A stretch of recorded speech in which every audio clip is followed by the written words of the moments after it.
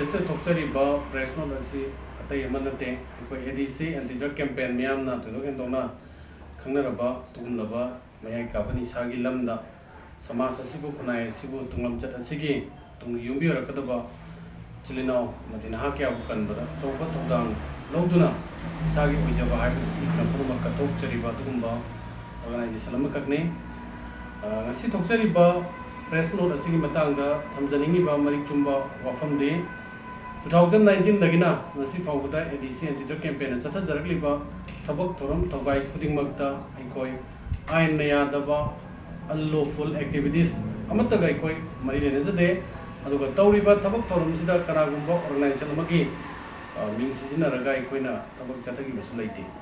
adubu yamna laibak thiba थोकदोक अमा है बतारे एडीसी एंटी ड्रग कैंपेन की कन्वेनर होइबिरिबा श्री थोकचोम रोमेन सिंहबु एखोई ngasi नोमनिनि की ममांगदा एखोई कनागुंबा अंगांग अमा युमदगी थोखिबा मदि थिबा खनबगी लंगला लंजिनगा मरि लेना एखोई अंगांग अदुबु कनिंगबगी वखलोंदा मतेंग पांगबा मदि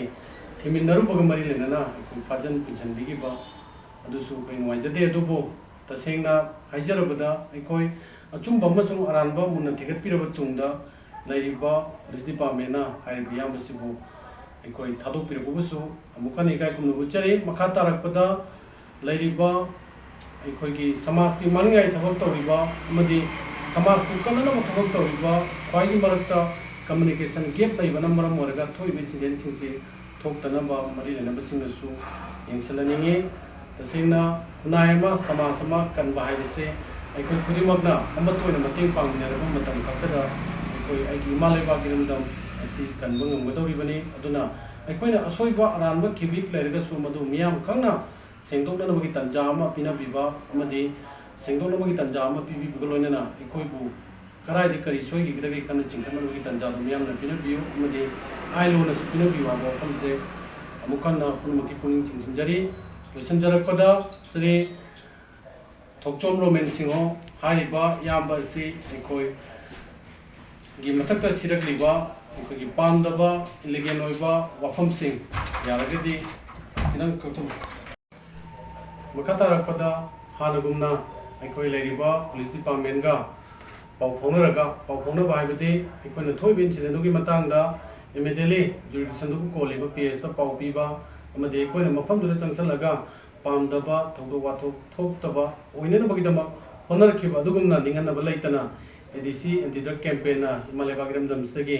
मय काबनी साबु मुरु फंगना मुथनबगी तबक तवाइदी लेप लैतना दुमा सेंसनजगिगिनी वफम सिदा प्रजा खय मियामना अखोइ बनुक्सिबियो अमदि पुनिंग थवरपियो दुगा अखोइ कनागुंबा अखोइ चथादुन लापा थोरमसिंगी मनुंग चना खरदंग पंजरमबदा कनागुंबा निसाना मरम ओरगा निसागी लैनाना नारबा मियोइसिंग अखोई लायंगफम खंगदना अखोई लैरंबसिंग अदुसु अखोई सोशल वेलफेयर न पिरिबा गाइडलाइन की मतुंगिना लैरिबा गवर्नमेंट की रेहब सिंग अमदि प्राइवेट रेहब सिंग दा अखोई मखोइबु ट्रीटमेंट तौनबगी मतेंग पांगदुन लाखिबसु तुमक सथजगिगनी अखोई मखाताना इंसिडेंट जमा थोक्रे हादना निंगनबा अदु लैजरोय मसे कम्युनिकेशन गैप लैबदगी थोकिबनी खंजरगा